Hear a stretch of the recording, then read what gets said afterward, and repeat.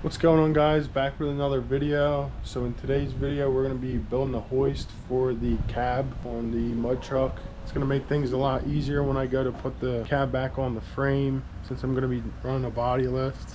I don't have much help, and we'll probably end up using the hoist to pull the engine on the yellow truck as well. So with that being said, let's get started. Alright, I'm going to start off with my first hole for the post. Gonna make that 4 foot deep. Gonna be a 16 foot 4x4 going in there. Give me a span of 12 foot once said and done.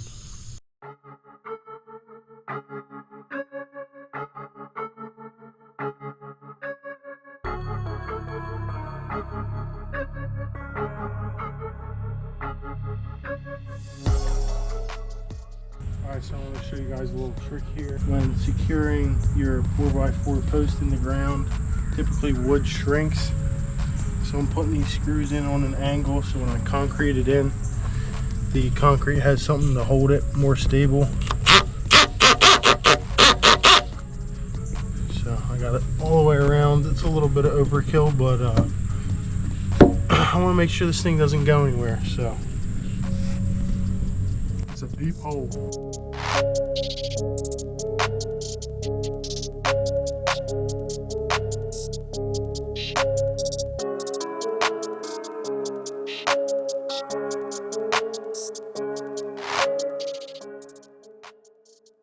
Got that first motherfucker set. For the most part, anyway.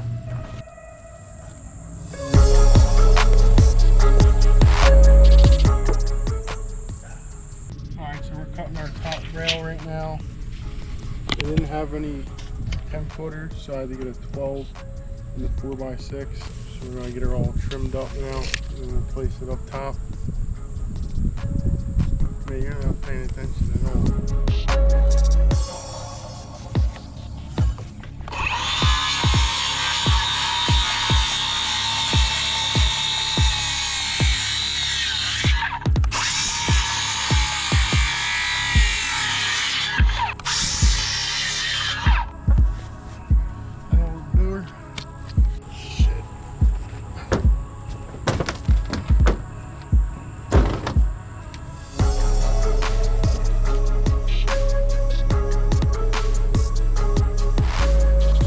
Okay, so I originally bought this as a straight plate.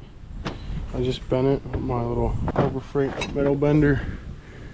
I'm gonna put it up there, but I'll show you guys when I bend the other piece. Alright, so we're gonna bend this straight plate. It's got a little center line. Gonna make a 90 with it.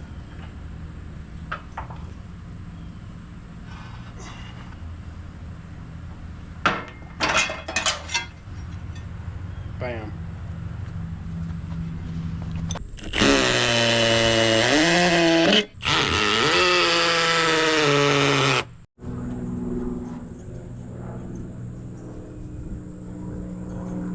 Alright, so I realized as I was building the hoist that I was going to need a miter saw for the cross braces to get a good clean angle. So I was looking on Marketplace and found this 12-inch rigid dual bevel miter saw for 200 bucks. They sell for $350 new, and it was still in the box. Some guy bought a bunch of tools on a pallet, so he was selling this for a fairly good price, so I went ahead and picked it up. Cuts pretty damn good. Making a mess over here on the porch, but yeah, I'm pretty impressed. The only issue I had with it was missing the knob for this.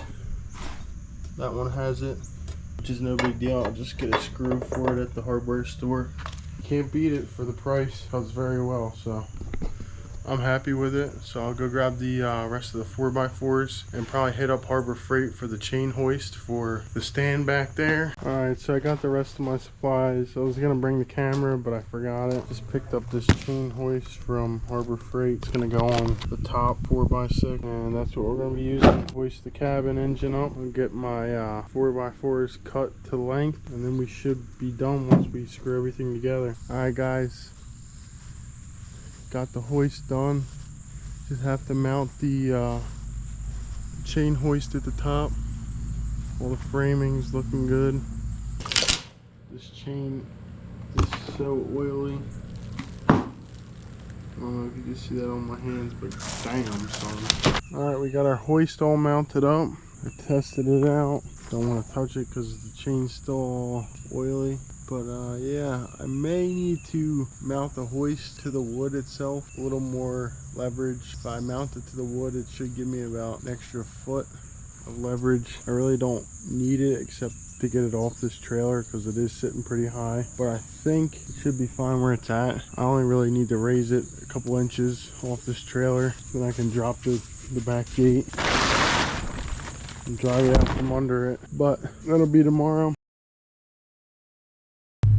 Alright, let's see how this hoist does. Oh boy, here she goes. She's doing the tilt. Oh, and over here. Thank you very much.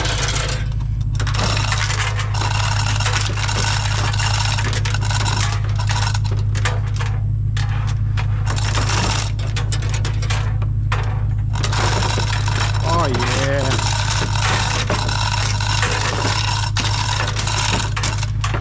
Damn. My strap is not where it's supposed to be. Son of a bitch. That's not where that belongs.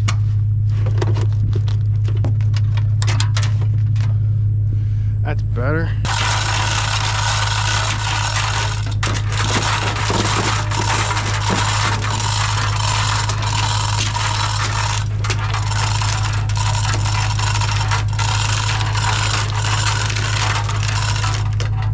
Oh shit.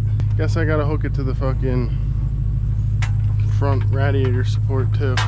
I really don't want a lot of weight on that front radiator support, so I just ran a ratchet strap to stabilize it as we go up. Oh yeah, there she goes. Nice and straight. I'd say she's about doing her job now. I just gotta make sure when I pull out of here that none of these brake lines get caught on anything. Now I gotta drop the back gate. We should be all clear to drive out from under this.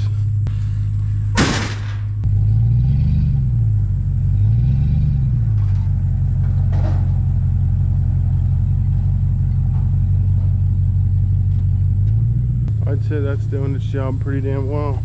Alright, that's gonna about wrap it up for today. Make sure you stay tuned for next video. We're gonna be pulling the wiring harness and all the stuff on the firewall, getting the cab ready for paint. So make sure you guys stay tuned for that, and make sure you like and subscribe. Peace.